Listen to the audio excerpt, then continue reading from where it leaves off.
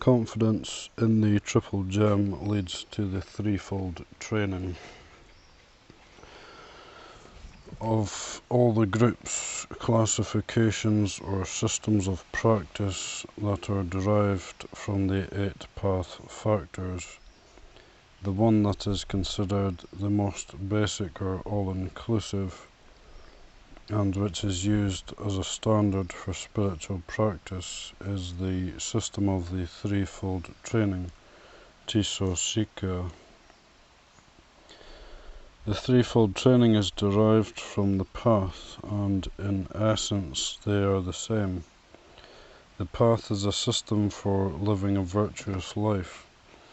One can say that it is equivalent to the essence of a virtuous life. The threefold training is a system of study or training for developing people in virtue and for fostering a virtuous life. These two teachings are connected because spiritual training and discipline gives rise to a virtuous life. When people practice according to the threefold training, the path arises. When people develop themselves by the threefold training, their lives are in harmony with the path. In other words, one practices the threefold training in order to give rise to the path. The gist of these two teachings is the same. By practicing one, the other prospers. Spiritual training, which is identical to spiritual development, is an integral part of living a virtuous life. A virtuous life springs from spiritual training. When one has gained confidence in the triple gem, possessing faith corresponding to right view, and one is no longer caught up in a reliance on external conditions, the mind is intent on studying the principle of bringing suffering to cessation by way of insight into causes and conditions outlined in the Four Noble Truths. One then undertakes the practice of the Eightfold Path, which is equivalent to undertaking the threefold training. Faith in the triple gem assists in progressing in the threefold training. When one develops the factors of the path until one reaches the goal. The threefold training is comprised of the training in higher morality, Adi Sila Sika, the training in higher mind, Adi Chitta Sika, and the training in higher wisdom, Adi Panya Sika. For simplicity and convenience, these factors are normally referred to as moral conduct, Sila, concentration, Samadhi, and wisdom, Panya. The training in higher morality, virtuous physical actions, speech and livelihood, i.e. to develop the path factors of right speech, right action, and right livelihood. In essence, this refers to behaving well in relation to society, honouring a moral code, and fulfilling one's social responsibilities. One relates to society in a beneficial way and safeguards one's environment, especially the social environment, so that it is conducive for every person to live a virtuous life and practice according to the path. Sila is the most basic form of training. It has a very wide range of application and can be separated into many levels, encompassing all outward behaviour, all acts of restraint in relation to other people, and all relationships one maintains to one's environment, both social and natural. The most fundamental level of moral conduct is to refrain from harming other people, including not harming oneself, and from damaging a social environment conducive to virtue and the practice of the path. From this stage, one can train in all forms of moral discipline that foster higher virtues. If possible, one then engages in activities that help other people, creates an environment that prevents evil, and increases the opportunity for people to live and practice in order to generate increasing degrees of goodness. Training in higher mind to cultivate the quality and capability of the mind, to develop the path factors of right effort, right mindfulness, and right concentration. Essentially, this means making the mind strong, steady, and stable, maintaining self-restraint, and being concentrated and highly motivated. The mind becomes peaceful, bright, joyous, pure, and free from agitation or defilement. It is in the most optimum state for work, especially for the application of profound wisdom. Training in higher wisdom to cultivate wisdom in order to generate an understanding of things as they truly are, culminating in liberation, at which time the mind is perfectly free, bright, and happy, to develop the path factors of right view and right thought. In essence, this refers to cultivating pure wisdom, which clearly understands the truth. It is not the kind of knowledge or intelligence that is warped, impaired, stained, deceived, or confused by the power of defilements, most notably ignorance and craving.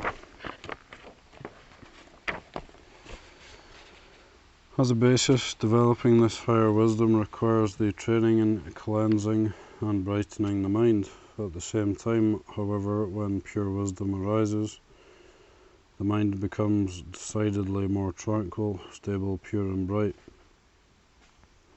Most importantly, wisdom leads to liberation. Wisdom also has an overall effect on one's life, in that one relates to things correctly. One applies this pure, unbiased wisdom, which is unimpaired by covert defilements, to solve problems and to act for the true welfare and happiness of one's self and others. Using the terminology of contemporary scholars or of Western academics, the trainings in higher morality, mind and wisdom comprise social development, emotional or mental development, and intellectual development, respectively. These definitions differ only in the range of application, although it should be stated here that the objective of the threefold training is specific to the context of Buddha Dhamma. These definitions are basically consistent in that it is necessary to train people to be disciplined, including to have a sense of social responsibility and to have a positive relationship to society, to cultivate their state of mind, to empower and refine the mind, and to develop awakened intelligence and wisdom, buddhi panya, beginning with the ability to reason.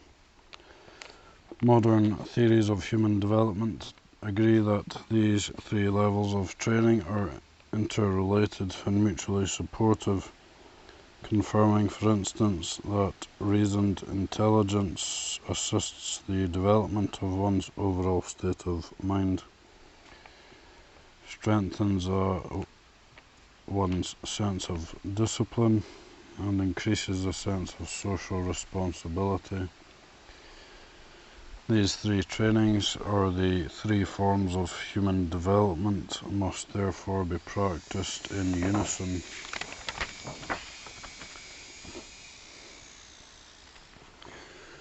Note that the Buddhist teaching on the four kinds of development, bhavana, contains the extra factor of physical development, kaya bhavana. The term physical development in this context, however, differs from how it is used in modern parlance. In Buddhism, this term refers to developing one's relationship to one's environment by way of one's physical body, giving rise to favourable results. It does not refer to actually developing or improving the body. Moreover, this concept is used to evaluate people's spiritual progress. In the context of practical application, physical development is classified as part of the training in higher morality, Adisila Sika. In sum, the threefold training is a gradual system whereby one focuses first on external, coarse and relatively easy factors, and then turns one's attention to internal, refined and difficult or profound qualities. The beginning stages of training require at least a small trace or seed of correct understanding, which is referred to as right view, samadhi, enough to know where to commence and where one is heading, and to recognize the path. The basic meaning of right view is to understand the nature of one's problems and to discern phenomena in accord with truth. The common external training on the level of moral conduct acts as a basis for refined internal practice, preparing people for the effective training on the levels of the mind and wisdom. And conversely, when one has trained on these refined levels, the fruits of this practice help a person's life in the external world. Example, honest, upright behaviour becomes more stable, virtuous conduct becomes automatic and natural. One need not force oneself to keep moral principles, and one reflects on and addresses problems with pure wisdom. As described earlier, when one fulfills the threefold training, one's entire way of life is consistent with the path and all the factors, both those focusing on external things and those focusing on spiritual qualities, function in harmony. Buddhist way of solving problems. Some people understand that Buddhism teaches that every kind of problem, including economic and social problems, should be solved exclusively in the mind. They claim that such an attempt to solve problems is unlikely to be adequate or truly effective. To address this claim, one should focus on two separate issues: key Buddhist principles for solving problems and those teachings on problem solving which are given emphasis or prominence. Key principles. There are two important attributes to the Buddhist way of solving problems: to solve problems at their source and to solve problems through human ingenuity. Combining these, people are encouraged to solve problems by themselves, by dealing directly with the causes and conditions for these problems. Dealing directly with the causes and conditions is non-specific. It refers to both internal and external causes. In light of personal responsibility, the Buddha encouraged people to first focus on themselves when encountering a problem. They should not focus on external causes or solutions by, say, focusing on celestial forces or on fate, rather than depend on praying to a higher power or marking time waiting for destiny. People should actively engage with the causes and conditions lying behind their difficulties. Prominent teachings. Buddhism teaches to solve both internal and external problems, both social and spiritual problems, The teachings on the level of moral conduct address external matters, while those on the levels of mental development and wisdom address internal matters. According to the main emphasis of the teachings, or the amount of subject material in the scriptures, it is evident that more attention is given to addressing internal or spiritual problems than to external or social problems. This is normal and appropriate for the following reasons. The constancy of human nature. For the most part, internal or spiritual problems are matters connected to human nature. In other words, the basic features of mental problems are identical for people in every place and at every time period. Regardless of different cultures and different eras, the nature of the human mind remains the same. Human beings universally possess greed, hatred, and delusion. Moreover, they cherish happiness and are averse to suffering. In terms of external or social problems, some aspects of these are tied up with human nature. As long as one is human, certain kinds of social problems are inevitable. Many kinds of social problems, however, are dependent on environmental factors, the details of which vary greatly according to time and place. It is for this reason that the Buddha primarily taught about solving internal spiritual problems.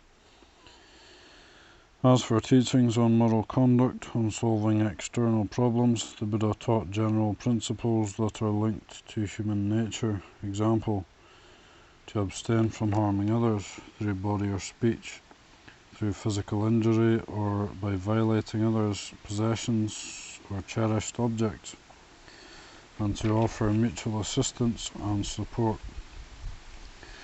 Further details of these problems are dependent on various environmental, regional, and temporal factors. It is up to people who understand the general principles of solving problems to then establish moral codes and methods for addressing specific situations according to attendant causes and conditions. In these cases, it is not a matter of laying down fixed rules applicable to all people. An example of addressing specific circumstances is the Buddha's express system of dealing with social issues in the context of the Bhikkhu Sangha, which he had established himself. The Buddha laid down the monastic discipline Vinaya, which is an intricate system of attending to social issues, consistent with the unique aims of the monastic community and suitable for its stability amidst the surrounding conditions at that time. Contemporary Buddhist scholars tend to overlook the Vinaya. If one comprehends the gist of the Vinaya, however, one will understand the Buddhist notion of attending to social issues. Indeed, if one does not study the Vinaya Pitaka, especially the subject material distinct from the Patimokkha, it is not possible to properly understand the Buddhist outlook on society. It is unreasonable to expect the Buddha to have established a comprehensive code of conduct for the general public, disregarding the fluctuations and changes that occur according to time and place. Those people who understand the essential Buddhist teachings on outward conduct are able to establish a system by themselves of dealing with their particular social questions and problems. For example, when King Asoka wished to consolidate the Dhamma Vinaya in his empire, He did not need to meddle with the Buddhist teachings on internal spiritual matters. He simply propagated the true teachings on these matters in a way suitable to that time period. In relation to external social matters, however, he drew upon general Buddhist principles and then set down new standards and customs of rulership and enterprise that were effective and appropriate for his time.